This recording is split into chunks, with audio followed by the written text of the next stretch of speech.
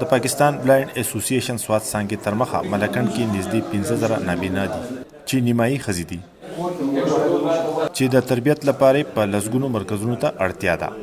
د بد مرغه زموږ په خیبر پښتونخوا کې د جنکو یو پرایمري سکول دی، هغه هم په پېښور کې دی. نه په ملکنډ ډیویژن کې شته، نه په بل ځای کې شته، نه په بل ځای کې شته، یو ځای هم نشته. نو د هغې دپاره د تعلیم ډېر اشد ضرورت دی. هغه په ډېر تکالیفو کې هغه نابینا جنکۍ چې کوم دي ډیسیبل هغه راګیري دي. په منګوره کې په شخصي توګه جوړ کړی شوی خیراتي سنټر کې هم د نابیناو لپاره اسانتیاګانې برابر نه دي.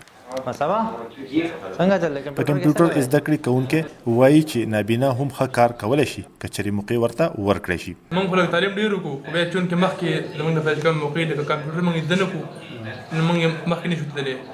او بل لکه موږ دلته کمپیوټر زده کړو 15 ورځې 20 ورځې 2 میاشتې کورس هم پکې موږ وکړو، خو چې کله موږ کور ته لاړ شو نو بیا زموږ د هر څه وي، ځکه چې موږ ته کور کې داسې سهولیت نه وي. حکومت لکه نورو خلکو له سهولیتونه ورکوي، لیپټاپ سکیم شو، کمپیوټر سکیم شو، خو د ډېر بدقسمتۍ نه دا خبره کوم چې ډیسیبل ته دا توجه نه ورکړل کېږي.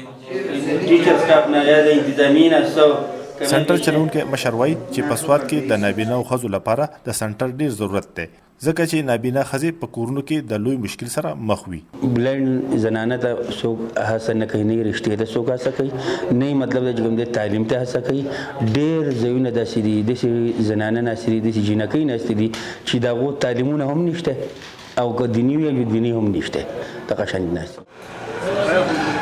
د سوات د سوشل ویلفیر خیر ښېګړې ادارې مشره وایي چې حکومت د نابیناو سره وخت په وخت مرستې کوي.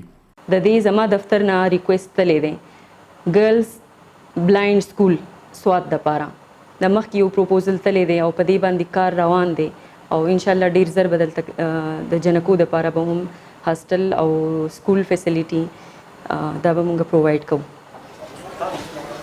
په سوات کې په شخصي توګه د خلکو په چندو چلیدونکي مرکز کې صرف 14 تنان تربیت ترلاسه کوي.